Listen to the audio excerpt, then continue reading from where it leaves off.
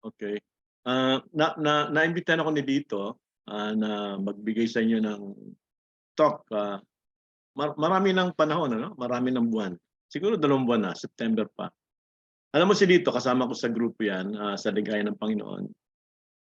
Hangang-hanga ako dyan dahil sa pag tinatawag natin na planning, yung nagpaplano, short-term plan at saka long-term plan. Yan ang isa sa kanyang mga porte. Magaling siya dyan. Kung magplano nga yan sa 1 taon. Kaya nung nabanggit niya sa akin na ako magbibigay ng talk, pinag-isipan ko na yon. Matagal ko pinag-isipan. Kasi mas sanay ako magbigay ng talk ng harapan kaysa magbigay ng talk ng online. Ano? Kaya sabi ko, paano kaya niyo matatandaan yung aking mga sasabihin? Kaya sabi ko, magbibigay ko sa inyo ng isang talk sa pamagitan ng, para matandaan nyo, mga pictures at saka mga kwento. Mga pictures na mahirap makalimutan at mga kwento na mahirap din makalimutan. Ilalabas ko muna yung aking presentation na ginawa.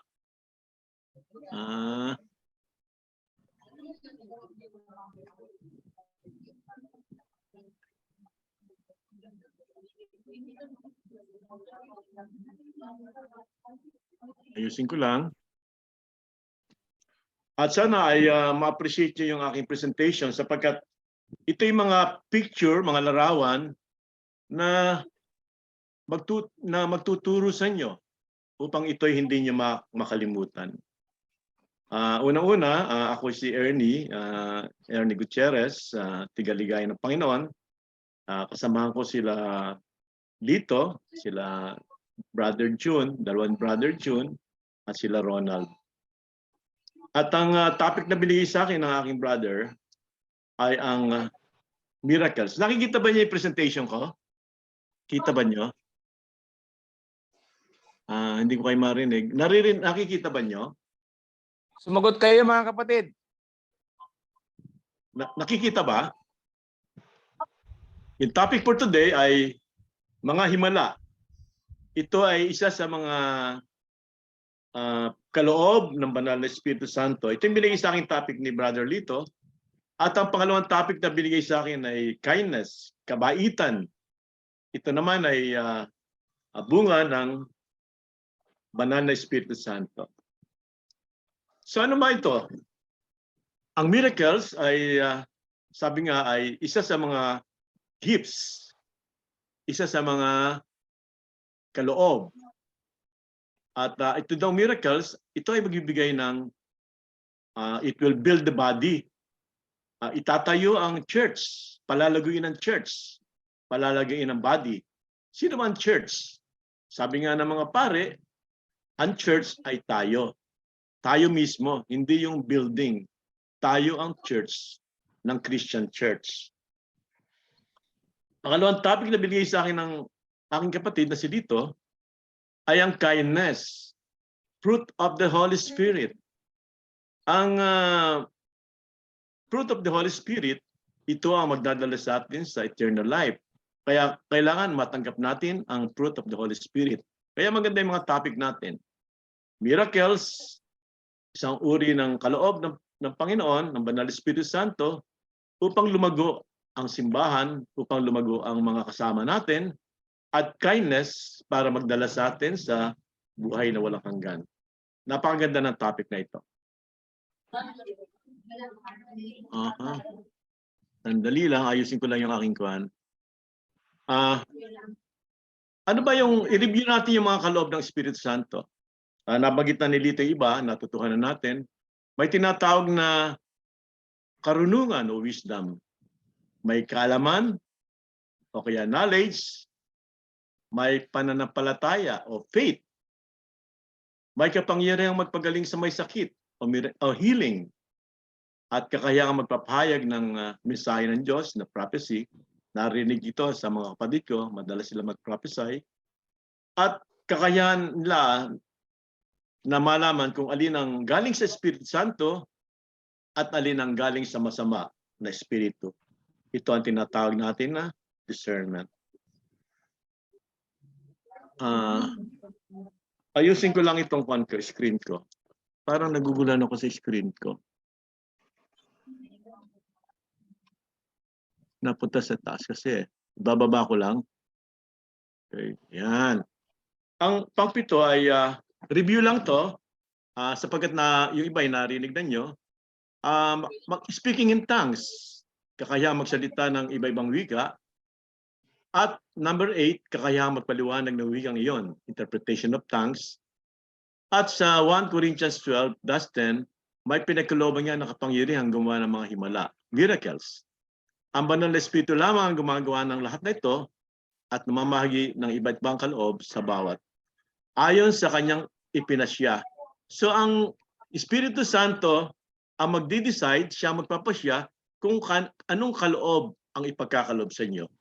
Kahit na humingi kayo ng 9 na kaloob, ang Espiritu Santo pa rin ang magdidesisyon kung anong kaloob ang parang ang ibibigay sa inyo.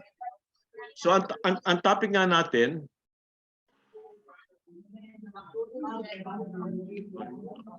nag-stuck ako. Sandali Ayan. So ang topic natin ay sa kaloob ng Panginoon ay miracles or mga himala. Mga himala. Miracles with S. Ano nga ba ang himala? Ang alam ko mayroong 5 uri ng maaari natin i-classify na himala sila kung sila ay magpo-fall dito. Unang-una ang tinatawag na creational miracles o ang paglikha. Ang pangalawa ay kumakontrol mo ang nature or kalikasan. Merong miracle healing, mayroong tinatawag na pagbuhay sa patay, at ang panglima ay exorcism, ang pagpapalayas ng masamang espiritu. Ito ay mga iba-ibang mga klaseng himala. Yung kanina ay naikwento ni Brother Lito, yung nagkaroon ng baterya, ang coaching walang baterya. Ito ay control over kalikasan kasi hindi natural hindi ka natural yan. So ano ba yung mga miracles sa Old Testament? Ang ginawa ko, makita natin ang mga ginawa ng Panginoon na milagro, himala sa Old Testament. Susunod dito ay sa New Testament. Pagkatapos ito ay ang mga ginawang milagro sa present time, sa Acts of the Apostle at sa mga present time hanggang ngayon. Unahin natin ang mga milagro sa Old Testament. Mga example to. Marami yan, maraming himala. Ang unang milagro sa Old Testament ay ang creation of the universe. Kung nabasa niyo ang Exodus, lahat ba kayo may Biblia? Nagbabasa ba kayo ng Bible? Sagot, taas ang kamay, yung mga nagbabasa ng Bible. Makitaas lang ang kamay. Okay, at siguro nabasa niyo yung Exodus. Sa Exodus ay nung pinarusahan ng Panginoon ang mga Egyptians, ang ginawa ni Moses na dugo ang tubig. At nang sila ay nakalabas na sa Ehipto upang makalaya sa pagkakaalipin, ay nagdaan sila sa Red Sea at doon sila dumaan. Pinart niya yung mga tubig, naghiwalay ang tubig, nagkaroon ng magandang daan, at doon sila dumaan upang marnes sa kabilang ibayo, at ang mga sumunod ay Egyptians ay nalunod sa tubig. At marami pang himala na ginawa ng propeta, ang mga propeta. Tingnan natin ang mga ito. Nung una, ito yung creational miracle, nilikha ng Diyos ang lahat. Ito ang Panginoon, ginawa niya ang langit at lupa, ginawa niya ang mga planeta, ang galaxy, cosmos, mga bituin, at siya ang naglikha ng lahat. Ito yung unang milagro ng Panginoon. Tinatawag natin dito ay creational miracle. So, tandaan niyo kung hindi niyo natandaan yung sinabi ko, tandaan niyo yung mga pictures. Ito naman ay yung pagpapart ni Moses sa Red Sea. Dito sila dumaan, naghati ang tubig, nagkaroon ng dry land, doon sila dumaan. At paglampas nga nila doon ay sumunod ang mga Egyptian, mga kawal na Ehipto, at sila ay nalibing. Alam naman niyo itong kwentong ito. At pinarsuhan ng Panginoon ang mga Egyptians ng ginawa ni Moses na dugo ang kanilang tubig. Kaya wala silang mainom ng ilang araw. Ito isa pang milagro. Nabanggit ni brother dito kanina ang mga propeta, ang mga natatandaan natin propeta ng panahon yon ay si Elisha at si Elijah. Kaya humanap ako ng milagrong ginawa ni Elisha. Ito yung Jericho, river ng Jericho ay hindi mainom ng tubig. At ang ginawa ni Elisha ay nag-perform siya ng isang himala at ang tubig sa Jericho ay nawala ang tubig at sila ay nakainom. Nagamit na ito parang mainom. Si Elisha sa Biblia ay nag-record ng mga 16 na milagro. Iba-ibang 16 na milagro. Ito yung kasama ni Elisha, si Elijah, Elias, na nung panahon yon ang hari na si Ahab ay hindi na sumasamba sa Diyos. Sa halip ay sumasamba siya sa Baal. Ang Baal ay pagan god. At pinagpapatay nga ni Ahab lahat ng mga propeta na sumasamba sa Panginoon at ang natira nga lang ay ang mga propeta ni Ahab. At si Elijah ay natira sa mga propeta. At pinunta niya ni Elijah si Ahab. Sabi niya sa kay King Ahab, bakit nagbago ang iyong paniniwala? Hindi ka na ang sinasamba mo ay isang pagan god, hindi ang tunay na Diyos. At sabi ni Elijah, pakita mo na ang Diyos mo ang dapat sambahin. Sabihin mo sa mga propeta mo na mag-alay sa kanilang Diyos sa kay Baal at ako naman ay mag-aalay sa ating tunay na Diyos.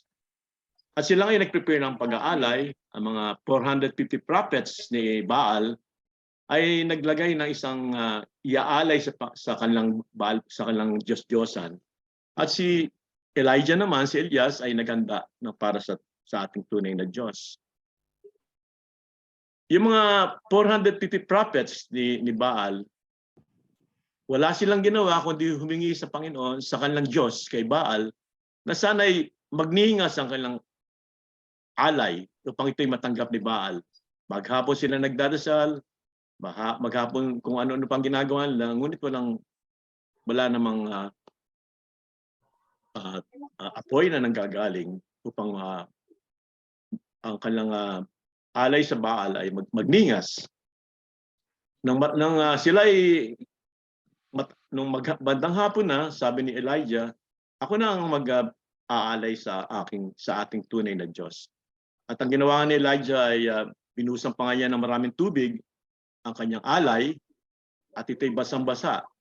At siya ay nagdasal at mula sa langit bumaba nga ang apoy at ito'y tinanggap.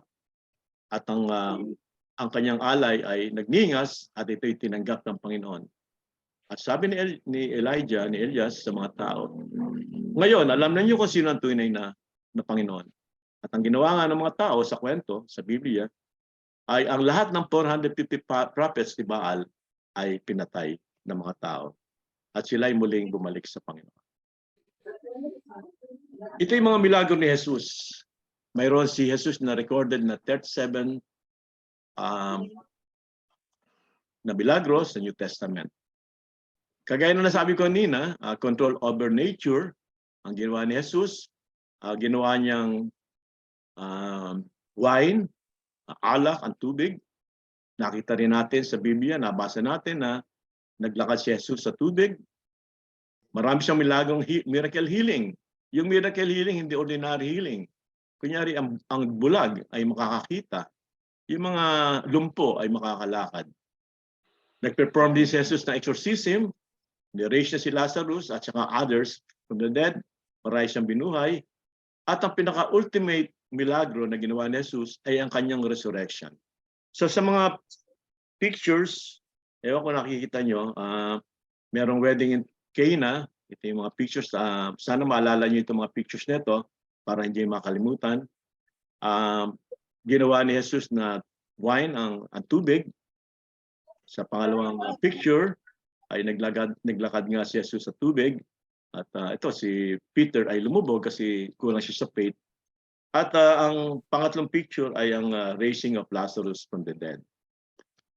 Ito yung mga pictures pa rin. Tandaan niyo yung mga pictures na ito kung paano pinakalma ni Jesus ang storm, ang bagyo. Kung paano niya pinakain ng 5,000 tao. 5,000 lalaki ang sabi sa Biblia. Pero kung isipin mo, hindi naman lamang lalaki ang nandoon. Hindi naman 5,000 men.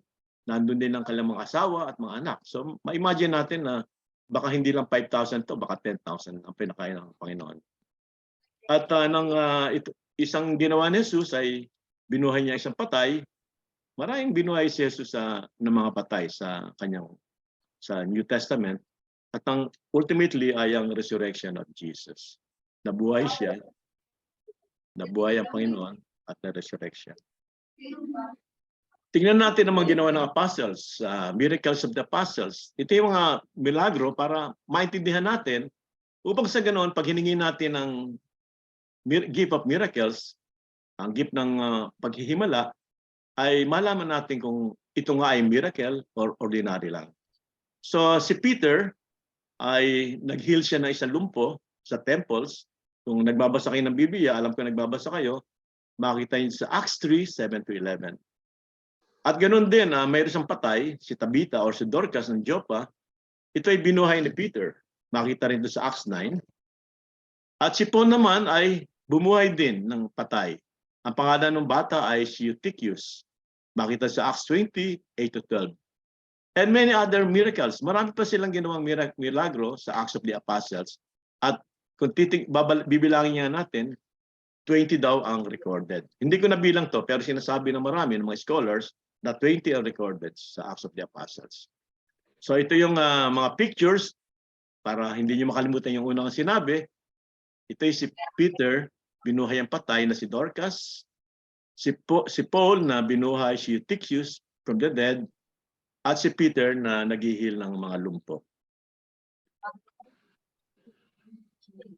Ngayon, miracles of the saints. Ano bang mga ginawa ng santo? Ako, kagaya ko, pag ako nagkakasakit, humingi ako ng tulong sa mga santo. Meron sila mga miraculous healing o mga healing na hindi ma-explain ng science.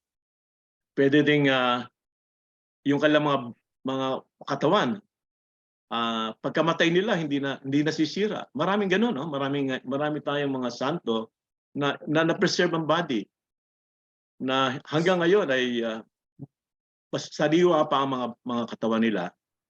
Mayroon ding stigmata. Ano ba stigmata? Ito yung mga sugat ni Jesus sa kamay, sa paa, sa tagiliran na nagkakaroon ng mga taong ito. At marami pa. Kagaya ito, si St. Anthony de Padua, nang naggamot siya, isang naputol ang paa ng lalaki, at sa pamagitan ng miracle healing, naibalik niya ang paa na yon, na-reattach niya ang paa na yon. Si St. Benedict, na famous din, ito yung pinagdadasalan natin pag tayo may mga sakit at may mga kailangan, binuhay niya ang patay. Nakabuhay siya ng patay. Si St. Ignatius de Loyola, picture na ito ay nagpe-perform siya ng exorcism. Tandaan nyo, exorcism is a gift of miracles. Isa sa mga gift ng milagro, isang himala. At marami pang Eucharistic miracles. Ang narinig ko, nung bininig daw ng isang pari, ang osya ay lumabas ay dugo. Meron din mga osya na nandun ang larawan ng Panginoong Jesus. At meron din mga osyang naibigay ang pari na yung mamamatay na lamang ay biglang nabuhay at muling nabuhay. Biglang gumaling. In other words, gumaling sila ng gusto.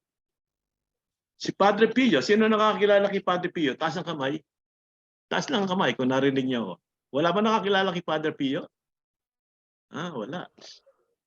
Si Padre Pio ay very famous ngayon sapagkat kung meron kayong gustong miracle healing, maraming nagdadasal kay Padre Pio o kaya kay Father Benedict. Ito ay rosaryo ko. Meron akong tinatawag na rosaryo. Ito yung rosaryo ni Father Pio. Palagi kong dala to. Palagi ko suot to. So, bakit? Ano ba yung mga major miracles ni Father Pio? Para malaman lang natin, para kung kayo'y bigyan ng Panginoon ng gift of miracle, gift para kayo ay magkaroon ng mag-perform ng himala, ay alam niyo kung ito nga ay miracle o hindi. Napalakad niya lumpo. Nabigyan ng paningin ng bulag. Nag-perform siya ng exorcism. Nagpalayas ng masamang espiritu sa katawan ng tao. At healing kahit nasa malayo. Parang si Jesus. Sabi nung isang babae na may sakit, mahawakan ko lang ang ibaba ng kanyang saya, ako'y gagaling. Nangyari kay Father Pio to. Sa malayo, hiniling lang ng tao, siya ay gumaling, siya ay gumaling. At meron tinatawag siya na nakapanggigilalas. Ito yung defying the laws of nature. Parang kanina, no? Wala namang baterya, tumakbo sa sasakyan. Ito yung defying the laws of nature. Pero sa kanya ay by location. Ibig sabihin ng by location, nasa dalawang lugar siya. Nasa isang lugar at nasa kabilang lugar. Ito yung nangyari nung nanood ng mga si Padre Pio kasama mga pari na isang konsyerto. May concert noon eh. So ang nanood sila, ngunit habang nagko-concert, napansin na parang si Padre Pio hindi gumagalaw. Para siyang tulala, gano'n, no? Nakatingin sa malayo at hindi siya kumikilos. Siguro after a while, siguro after mga 10 minutes, 15 minutes, ay nagnormal na ulit si Padre Pio. At siya ay nanood ulit mo ng concert. Hindi ito maintindihan ng mga kasamang pari. Ngunit kinabukasan, may isang tao na pumunta sa kanilang kumbento at sinabing hinahanap niya si Padre Pio upang magpasalamat. Sabi ng mga pari, bakit kayo magpasalamat kay Padre Pio? Kasi po, kagabi ay dumating si Padre Pio at ako'y pinagaling. Hinawakan pa niya ako sa kamay at pinatch yung aking noo at ako po ay pinagaling. Yan ang milagro ng bilocation. Nasa dalawang lugar na nagawa ni Padre Pio. Isang milagrong malaki. At ang isa pa ay stigmata. Pang-anim ay stigmata. Ano ba stigmata?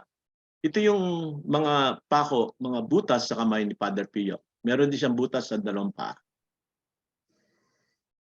Miracles of the present time. Healing of the very sick at almost dying baby sa Quezon City. Ito naging witness ako dito. May isang bata na galing sa probinsya at pinalabas na siya mga 1 week old yung baby, sabi nung hospital, ilabas na yung ang baby na to sapagkat wala na pag-asa, dalhin niyo sa inyo, iwinan niyo at halos patay na siya.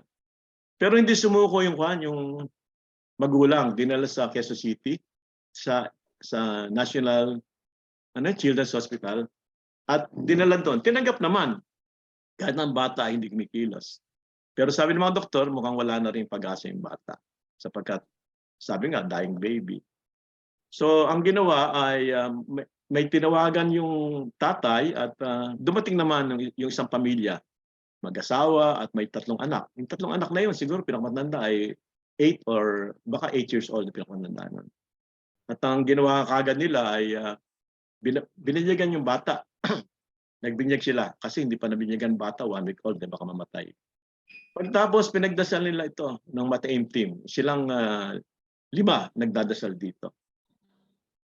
At dasal sila ng dasal at pagkatapos noon ay umuwi na sila. Umuwi na yung mag-anak.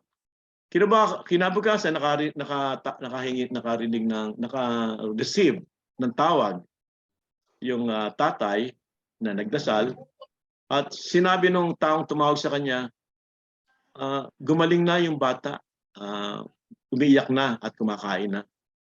Sa aking pananaw, ito yung example ng miracle healing. Halos mamatay na ang bata, wala nang pag-asa, pinagdasal ng pamilya, at ito ay gumaling. Mayroon din ako narinig na healing daw na nangyari sa Davao. Meron isang bata raw na almost blind. Hindi ko malaman kung 20% na lang ang matang nakakita o 10% lang natitira. Pero almost blind.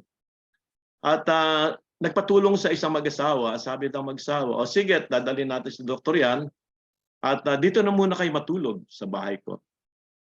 At doon nga nagkatulog ang mag-ina. Ngunit ang gabing iyon, ang ginawa ng mag-asawa sa kanong ina, pinagdasal ang bata. Pinagdasal na sana ipagaling ang kanyang mga mata. At anong nangyari? Kinabukasan, naramdaman ng bata na parang maayos na ang kanyang paningin at dinala sa doktor. Sabi ng doktor, hindi na dapat operahan ang batang yan sapat siya ay magaling na. Itong batang ito ay tiga Davao. At ang mga nagdasal sa kanya ay palagay ko ay kilala ninyo. Ito naman yung mga miracles sa present time. Ano yung mga miracles sa present time na buong matatanggap natin? Ito yung aking transformation. Yung transformation ninyo at transformation nating lahat. At ang Davao Mission Team, sino yung Davao Mission Team? Ito yung mga nagsisilbi sa inyo. They are continue performing miracles. Patuloy sila sa paggawa ng milagro. Ito sila. Kilala niyo sila. Natatandaan niyo mga mukha nila. Nagsisilbi sa inyo, sa Boys Town, sa PNP noon. Marami na silang nagawang misyon. Nakaperform sila ng milagro. Ano ba yung mga milagrong ginawa nila?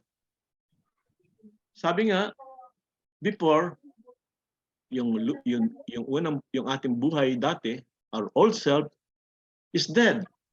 Patay tayo noon. Kayo noon ay patay lahat. At nung araw na yon ay kagaya ko, naikikwento kay Brother Lito, hindi halos alam ng mga anak ito kasi nung lumaki sila, hindi na ako nakikita na ako'y nagsusugal, ako'y sabongero, ako'y mabisyo, ako'y mainitin ng ulo, hindi gano. Hindi ako gano sinungaling, pero sinungaling din ako. Paalaway, mainggitin, magagalitin, at saka mapag-imbot, mandaraya. Hindi naman ako lahat to. Yung iba kayo at iba tayo lahat. Walang awa, matigas ang puso, at kung ano pa tayo noon. At yung iba hindi naniniwala o galit pa nga sa Diyos. Yan ang old self na ang tawag doon ay patay na. Kayong 30 o kung sino mga nandiyan sa inyo, yung old self ay patay na. Sa pamagitan ng mission team, kayo ay alive. Buhay na kayo ngayon. Ito yung sinasabi sa Ephesians 2, 1-7, Romans 6, 4-6. Marami pang sa Biblia na mababasa nyo na once you are dead, now you are alive. Paano nyo malalaman na alive nga kayo? Ito yung mga himala. Kagaya ko noon, yung pera ko sa sugal, ay bili ko ng mga groceries. Pero ko sa mabisyo, napag-aral ko sa mga anak at nagamit sa bahay. At lahat tayo, naging mapagmahal, naging mabuti, naging mapagbigay, joyful, parang fruit of the Holy Spirit. Malambot ang puso, maawayin, matulungin, mahabagin, mapagtimpi, mapayapa, at mahal ang Diyos. So makita mo, yung old self is dead. And now, we are alive. Ito ay milagro. Sino ang gumawa ng milagro nito? Ang Davao Mission. Para matapos kayo yung topic number 1, pagkas meron pa ng topic number 2, gusto ko lang ulitin to sapagkat ito ay mahalaga. Ang kaloob na mga himala ay malayang binibigay ng Espiritu Santo. Ito ay free. Binibigay niya ito ng malaya. Pero kailangan na hilingin mo ito. Bakit kailang hilingin? Kasi sabi nga ng Diyos, tayo ginawa niya na may free will. Kung hindi mo hilingin, hindi pagkakalob sa iyo. Kailan hilingin mo? Kaya kayo, kung gusto niyo ng himala, hilingin niyo sa Panginoon. Hilingin niyo sa Diyos. At maaari kayong bigyan ng kaloob na ito. Pero desisyon to ng Banal na Espiritu Santo. Sabi nga sa number 4, desisyon niya ito kung sino ang bibigyan. Maraming gifts 9 gifts yan Hilingin niyo yung milagro, hilingin niyo yung mga gifts. Yung healing, wisdom, knowledge, at yung ano pa yung sa mga siyam na yon. At ngayon, kung may natanggap ka ng gift o gifts, kailangan gamitin mo ito. Bakit? Kung hindi mo gagamitin ito, baka ito ay ulit ng Banal na Espiritu Santo at hindi mo magamit. Kaya humiling kayo. Pagkatapos ng talk na to, magdasal kayo sa Panginoon, hilingin nyo yung mga kaloob. Narinig naman niyo yung mga 8 na yung narinig niyo na mga kaloob ng Espiritu Santo kasama ng milagro. Baka pagkaloob kayo ng milagro, hindi naman kailangan na maging santo kayo para bigyan kayo ng milagro. Sapagkat ang gift ng Panginoon ay gagamitin niyo ito para sa ika-build, para sa paglago ng iba, paglago ng simbahan, paglago ng komunidad. So, yan ang topic 2. Itong fruit of the Spirit, ang sabi nga dito, will lead you to eternal life. Ang topic na binigay sa akin ay kindness or kabaitan. Kindness or kabaitan. Nais ko lang bagitin ulit to. Ang bunga ng Holy Spirit. Bro. Yeah? Bro, pwede muna tayong tumigil dito. Sige. Magmerienda sila at pagkatapos mag-usap tungkol sa narinig nila sa iyo. Okay, sige. Good. Okay, sige. Salamat. Salamat. Mga kapatid, palakpakan natin si Kuya Ernie. Sige bro, ibigay mo sa kanya ang topic ng discussion. Magmerienda siya at saka magdi-discuss. Sige. At saka anong oras sila babalik para makabalik din ako? 20 minutes lang naman sila mag... Okay, sige. Before 11. Sige. Brother John, pakita mo naman sila.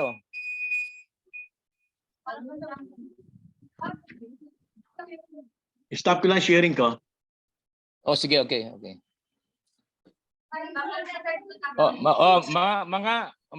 Mga kapatid, pasalamatan natin. Sandali. Wow!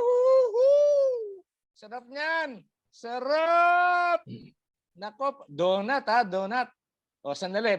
Bagong pamigay. Wag muna. Wag muna pamigay. Sandali. Wag muna. Ay. Wag muna. Kapatid. Wag muna.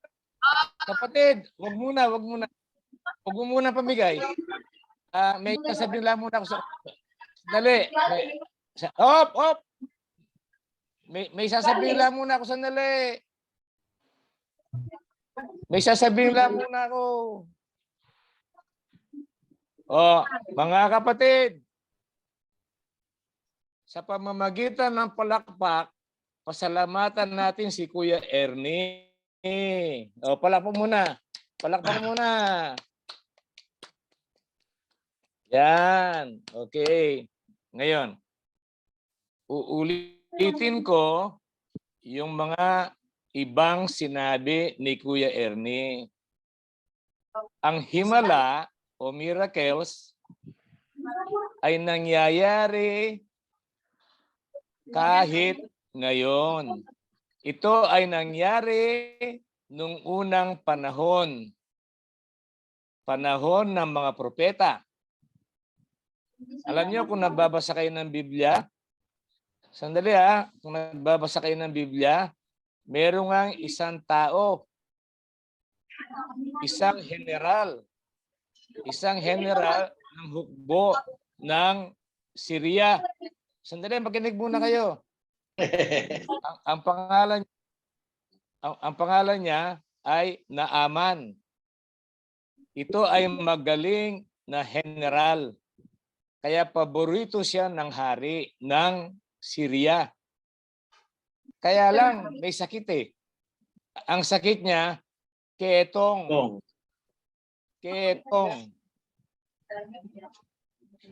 Nung minsan, pagkatapos ng labanan, nakahuli ang mga Syrians ng isang Israelita at naging alipin ng reyna ng Syria. Nabalitaan nitong alipin na naghahanap ng kagalingan si Naaman. So sabi niya, pag yan pong si General Naaman ay pinadala niyo sa Israel at tinulungan siya ng propeta namin, siya po ay gagaling. Ay naniwala si Naaman. Naniwala ang hari. Nagpadala ng sulat sa hari ng Israel. Ang sabi ng hari ng Israel, naghanap yata ng bakbakan itong hari na ito eh. Parang ginagawang dahilan lang itong Naaman na ito eh. Aalis na sana si Naaman. Eh may lumapit sa kanya, pakita po nyo ang ketong nyo sa propeta namin. Ang propeta na yon ay si Elias. So nagpunta si Naaman kay Elias, dala-dala maraming regalo, ang dami regalo, mga ginto, mga pilak, mga damit.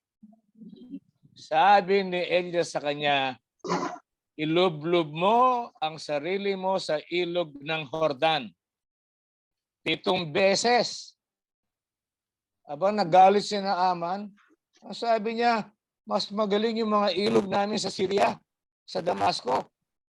Bakit itong propetang ito, pinalulublob ako? Ay nagalit pa. Eh sabi nung tagasunod niya, Sir, sundin na lang po ninyo. So sumunod si Naaman. Naglublob siya ng 7 beses. Pagkatapos maglublob, nagkaroon ng milagro, himala, nawala ang ketong. Kaya sabi niya, mula ngayon, hindi na ako sasamba ng ibang Diyos kung hindi ang Diyos ng propetang ito. Kaya nga tama yung sinasabi ni Brother Ernie. Ang himala ay ginagawa upang magpalakas ng pananampalataya. Nino? Ng iglesia. Sino ang iglesia? Tao.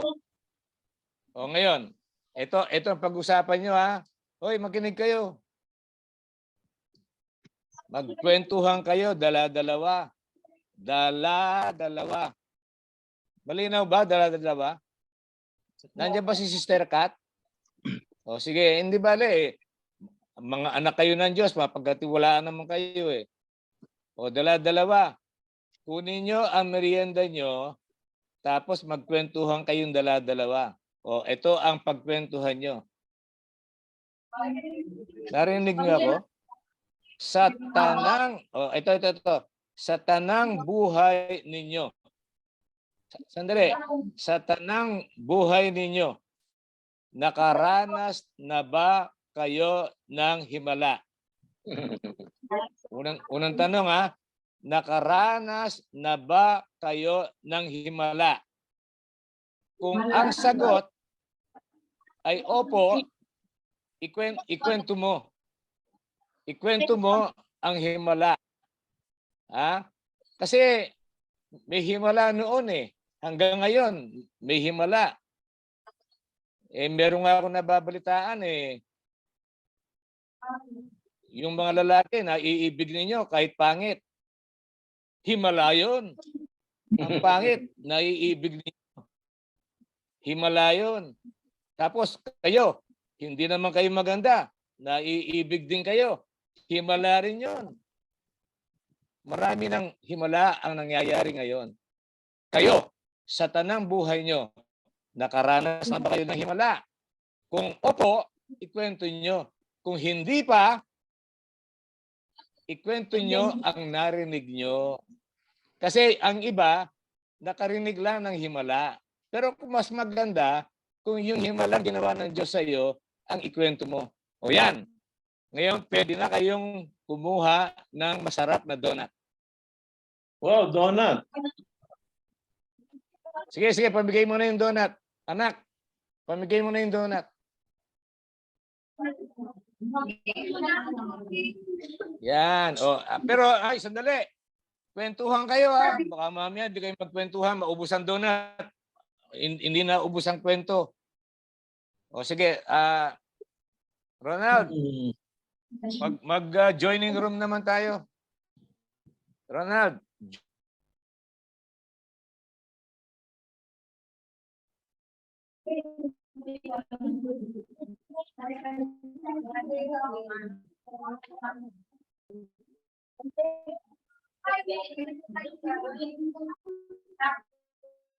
nandito na sa litrato sa screen kasi si Brother John Mutok. Bunga ng Holy Spirit. Saan ba yung aking kwan? Tingnan ko lang. Ito yung pangalawa nating topic, Fruit of the Spirit. Sabi ko nga kanina, yung isa ay palalaguin ng iglesia, simbahan, tayo, kayo, komunidad. Ito namang Fruit of the Spirit ay magdadala sa atin sa eternal life, sa buhay na walang hanggan. Pag gumagawa ka ng nagamit mo ito, ang hantungan mo ay buhay na walang hanggan. Kindness, sa Tagalog, kabaitan. Ginawa ko ito na madali ding maintindihan. May dalawa akong kwento na ikikwento sa inyo. Yung isa ay galing sa Biblia. At yung isa naman ay natutuhan ko sa mga Protestant church. Very popular sa Protestant church yung pangalawang kwento ko. Sapagkat ang maganda yung kwento nito kasi nalalapit na ang ng Disyembre, ang Christmas, ano? Akma-akma. At ito yung kwentong pangalawa ko ay kwentong talagang popular na popular sa mga Protestante. At popular na rin sa mga Katoliko. Ano ba ang bunga ng Holy Spirit? Pwede kaya i-adjust ito na sa ilalim ko. Masyadong malalo.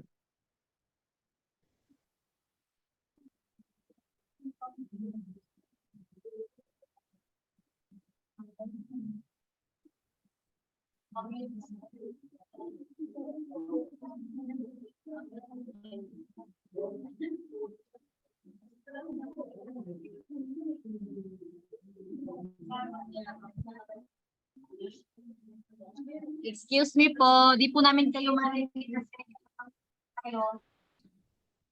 Ngayon, narinig na niyo ako. Yeah. Hindi ka raw makita eh. Okay. Ayan na. Sandali.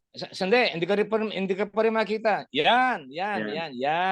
Nasabi ko kanina, gusto ko itong ipaliwanag sa inyo sa pamagitan ng dalawang kwento. Yung isang kwento ay matatagpuan natin sa Biblia. At ang pangalawang kwento naman ay popular sa mga Protestant, mga Christian churches. At akmang-akma din sa darating na Christmas, sa Disyembre. Kasi narinig ko magkakaroon kayo ng Christmas party. Ano ba ang bunga ng Holy Spirit? Ang sabi ko dito, nais ng Panginoon na ang bunga ng Espiritu Santo ay mapa sa atin. Hindi ito iba-ibang bunga. Hindi ito maraming bunga. Iba-ibang klase bunga. Ito ay tulad ng bunga ng isang punong kahoy na may iba-iba lamang ang karakteristik. So isang klaseng bunga, pero maraming katangian.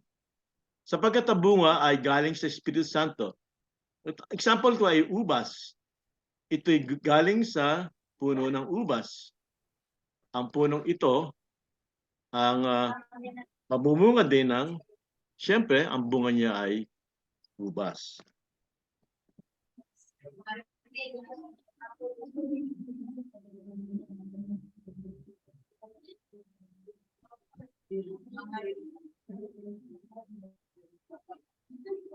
Okay.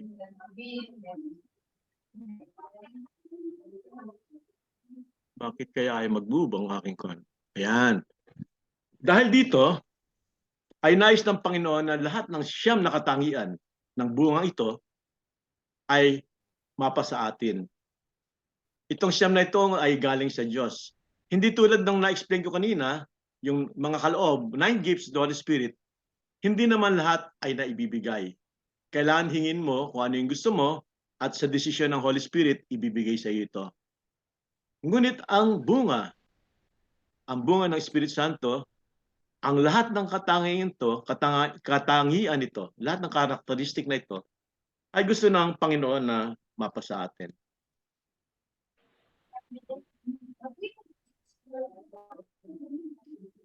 Ito yung puno ng bunga ng ubas. Para ma-review din natin kung ano ba yung mga bunga ng ubas.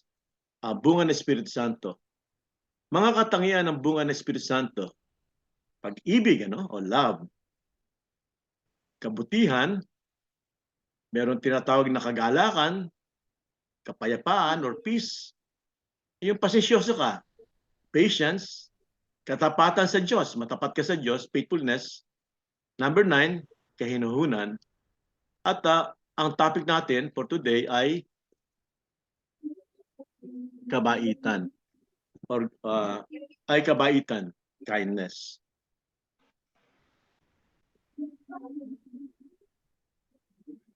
Ba't nag-stop ang aking...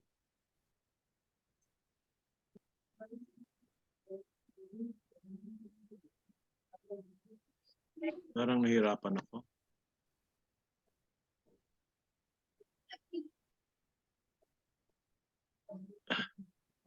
Ito yung unang kwento ko. Siguro narinig na niyo yung Good Samaritan. Isang Samaritano ito na nagpakita ng kindness and love. Sabi nga natin, ang kindness will lead you to eternal life. Mababasa natin sa Luke 10:25-37. Ano ba yung parable ng Good Samaritan? Ang Samaritan ay hindi ito Hudyo, hindi ito Jew. Katabi sila ng mga Jewish nation, pero sila ay mga kaaway. Sila ay galit sa kanila mga Jew, at sila naman ay galit din sa mga Jew. Hindi sila nagkakasundo. May mahabang istorya nila. Another topic yon. So, meron daw isang Hudyo, isang traveler na Hudyo, na sabi dito sa parable ni Jesus Christ sa Luke 10, ay pinagnakawan ng mga magnanakaw, at ito ay binugbog, at sa kabubugong ito halos namatay na. Siya ay halos mamatay na sa bugbog. May dumang isang pari at siyang Levite, pero siya ay nilagpasan lang. Yung mga pari ito dapat ang tumutulong, at saka yung mga Levite na ito ay dapat tumutulong. Ito yung dapat na taong mababait, pari at saka Levite. Ang Levite kasi ito yung lahi na pinanggagalingan ng mga pari sa Israel, pari ng mga Hudyo. Ito is galing sa tribo ni Levi, isa sa mga anak ni Jacob o Israel. 12 silang lahat noon. Ang Levite ay napili ng Panginoon upang maging pari ng buong tribo, ng lahat ng tribo. So yung mga Levite nasa tribo ng mga Hudyo, at nasa tribo doon nung natitirang 11 lahi, labing isang tribo ng Panginoon. Kaya nilagpasan lang ito nung nakita nila na mamamatay na yung tao, halos patay na, baka patay na nga, at nilagpasan ito ng dapat na tumulong sa kanila, priest at saka Levite. Pero ang mga priest at Levite kasi ito, hindi sila humahawak sa patay. Baka kalala patay na, kaya ayaw lang humawak. Pero masama talaga ugali nila. At meron nga isang Samaritano na padaan, tinulungan niya ito at inalagaan. Dinala sa isang inn at doon siya gumaling. Dapat hindi tinulungan ng Samaritano ang Hudyo sapagkat sila ngay magkaaway. Pero pinakita ng Panginoong Hesus na ito ang tunay na kindness. Kahit na kaaway mo, hindi mo gusto, kaya nga tinawag na Good Samaritan. Tinulungan, hindi lamang tinulungan, inalagaan, dinala sa isang parang hotel, inn ang tawag nila doon, at siya pa nga nagbayad sa mga pagkain to at pagtira niya doon. Kaya ito yung isang act of kindness. Ang pangalawang kwento ko ay, ito yung kwento ko sinasabi na popular sa mga other Christian, mga Protestant Christian churches. Ang tawag dito yung the Fourth Wise Men. Yung Fourth Wise Men ay tinatawag nating Magi o kaya wise man. Hindi siya king. Yung mga three kings, wala naman three kings eh. Ang tawag sa kanila, three wise men. Ito ay katang-isip lamang, wala ito sa Biblia, pero ito ay akmang-akma sa mga Kristiyano. Kagaya nating Katoliko, o kung meron man tayong Protestante, akmang-akma sa atin ang istorya nito. Because itong fourth wise man na to, ay napakayaman. Isa siya sa pinakamayaman sa Persia. Tiga Persia to eh. Isa siyang astrologer at isa siyang doktor. At ang pangalan niya ay Artaban. Si Artaban to eh. Ang ginawa niya, nagbabasa ito ng mga libro, scripture, at alam niya na pag lumabas ang tala sa langit, ay makikita niya ang hari. Kaya pupuntahan niya ang hari pag lumabas na ang tala na ito. At meron siyang mga kilala, mga tiga-Babylonia, mga tiga-Babylons, yung tatlong hari tawag natin, pero tatlong wise man. At sabi sila, nag-usap-usap sila na paglabas ng tala, pupuntahan nila ang hari. Silang apat ay pupunta sa hari. At yung Persia at saka Babylonia ay magkalayo naman.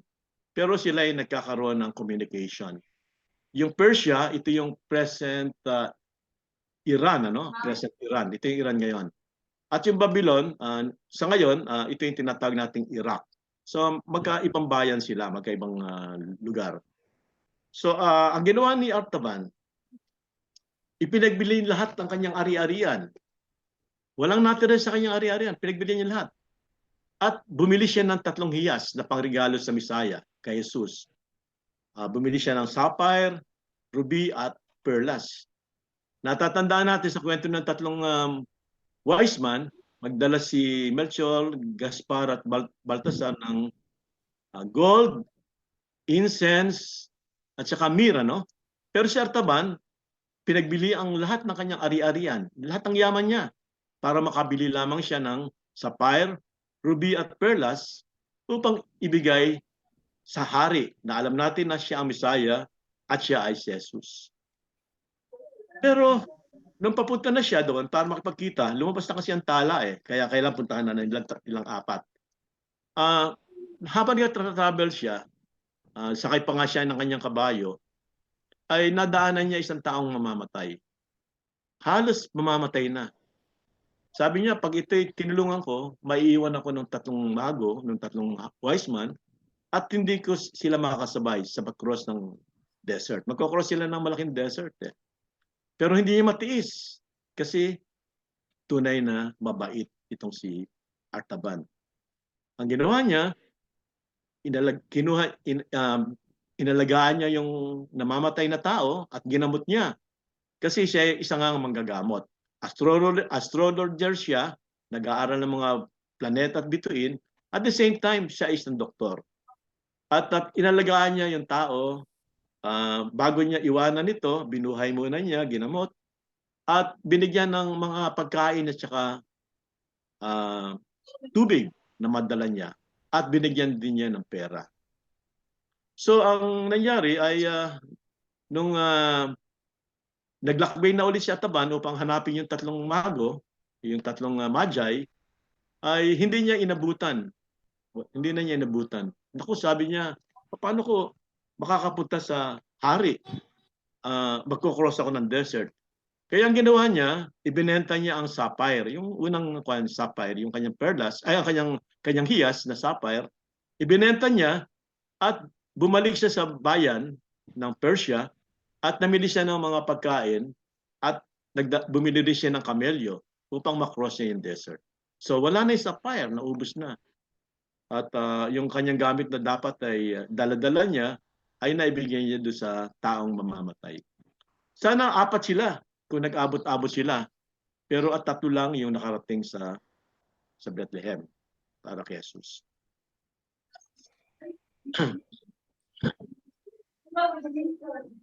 Nung nasa Bethlehem na si Artaban, narinig niya, hinanap niya ang king, pero wala na yung king. Hindi niya makita. At pumasok siya sa bahay at sabi sa bahay na yon, ang hinahanap niyo ay umalis na sapagkat hinahanap siya ng hari.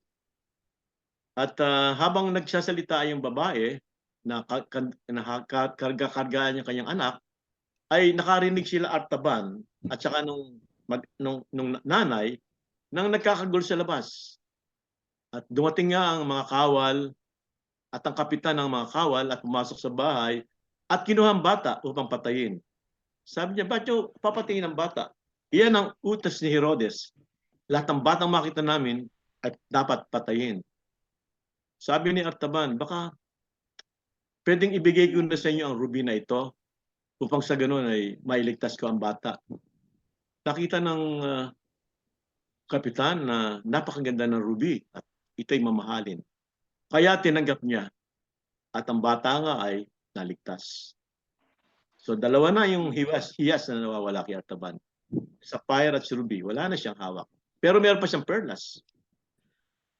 Ang ginawa nga ni Artaban dahil sa nabalitaan niya na pumunta sa Ehipto, ang hari kasama ang kanyang magulang ay sumunod sila dito. Nagpunta rin siya ng Ehipto. Patuloy sa paghahanap si Artaban. Pinuntahan niya ang mga palasyo, magagara mga bahay, bahay ng mayayaman, bahay ng mga pero, mga hari, at makapangyarihan. Pero hindi niya natagpuan ang hari na si Jesus.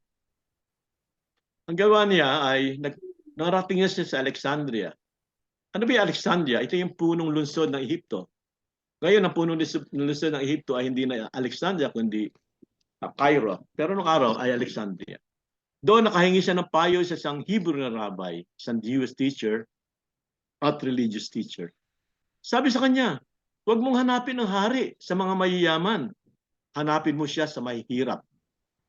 At ganun nga ang ginawa ni Artaban. Mula noon, nanirahan siya sa mahihirap at ng gamot. Doon na siya tumira, doon na siya tumanda. After 30 years na hinahanap niya, ang hari ay tumanda na si Artaban. Isipin mo, 32 years siya naghahanap. Mahinang-mahina na rin siya. Ngunit, sa kanya pagtatanong, mayroon siyang narinig na mayroon daw ipapako sa krus. Isang tao na mabait at gumawa ng maraming kabutihan at maraming himala. At ang sabi nga ay, ito na nga ang hinahanap niyang hari, ang Misaya. Kaya dali-dali niya pinuntahan ang Calvary, doon nakapako si Jesus, upang dalhin kay Jesus ang natitira niyang perlas. Pero habang siya ay papunta roon, nakasalubong niya ang isang slave girl na dala-dala ng mga Romano, mga kawal na Romano, na nag-iiyak. At ang slave girl na ito ay nagpatirpa kay Artaban na sinabi, iligtas po niyo ako sapagkat ako po ay isang alipin na ipagbibili ng mga kawal ng mga Romano. Sabi ni Artaban sa pinuno ng mga kawal, baka pwedeng bilhin ko siya sa pamamagitan ng perlas na ito. At nakita nga ng kawal, punong kawal, na napakaganda ng perlas. Ngayon lang siya nakakita ng ganong kagandang perlas at alam niyang sobrang ang mahal ito. Tinanggap niya ang perlas at ang slave girl ay hindi na slave. Siya ay free girl na. At iniligtas nga siya ni Artaban. Ngayon, si Artaban ay mahinang-mahina na. Paano siya makapunta sa Calvary? Kay Jesus. Wala na rin siyang ibibigay na precious gems. Nawala na sapphire, nawala na ruby, nawala na perlas. Hindi niya natagpuan si Jesus. Pero kahit makita niya ito, ay wala naman siyang maibibigay. Biglang lumindol. Kasabay ng pagpanaw ni Jesus at siyang bato na sa gumuhong bahay at tumama kay Artaban. So tinamaan si Artaban isang bato. At ito yung babawi ng kanyang buhay. Habang binabawian ng buhay si Artaban, narinig niya si Jesus. Narinig salita si Jesus. Noong tinulungan mo at tinigtas ang mga buhay ng mga nangangailangan. Sino ito? Yung taong mamamatay sa kanyang daanan na sinave niya, yung batang papatayin ng mga kawal ni Herodes, at yung slave girl na ipagbibili ng mga Romano, ito ay niligtas niya at ang mga buhay ng mga nangailangan dahil sa kanyang kabutihan. Sabi ni Jesus, nung tinulungan at niligtas ang mga buhay ng mga nangailangan, dahil sa iyong kabutihan, sa iyong kindness, ay ibinigay mo ang mga mamahaling hiyas. Yung tatlong hiyas na yan, sapphire, ruby, at perlas. Itong tatlong ito ay natanggap ko na. Naibigay mo na sa akin. At kaya nga sabi ni Jesus, at doon tayo makikita sa buhay na walang hanggan. Yan ang katapusan ng aking presentation, ng aking talk. Dali lang. So makikita natin na lahat ng kindness na gawin natin, kabutihan gawin natin sa ating buhay, gagawa ka ng kabutihan, ito ay hindi lamang siya makakatanggap. Ang makakatanggap ng kabutihan mo ay ang Panginoong Yesus. Kaya nga sabi natin, to summarize my talk, yung gifts of the Holy Spirit, ito'y bubuhay ng iglesia. Palalagin ng iglesia, gagamitin mo sa ibang tao to. Pero itong fruit of the Holy Spirit, kailangan lahat ng katangian ng prutas, yung siyam na katangian, marinig nyo yung pang-siyam na katangian sa susunod na linggo, ay mapa sa atin. At lahat ng ginagawa natin ito, kindness, love, goodness, ito'y natatanggap at na-receive ng Panginoon. Kagaya ni Ataban, hindi pala nawala yung kanyang mga hiyas, ang kanyang mga gems. Hindi nawala ang ruby, ang sapphire, ang ruby at perlas. Nung ito pala ay ginamit niya upang magligtas ng iba at pakita ang kanyang kabutihan, lahat ng ito ay natanggap na ng Panginoon. At doon na nga sila makikita ng Panginoon sa buhay na walang hanggan. So, fruit of the Spirit will lead you to eternal life. Salamat sa inyo.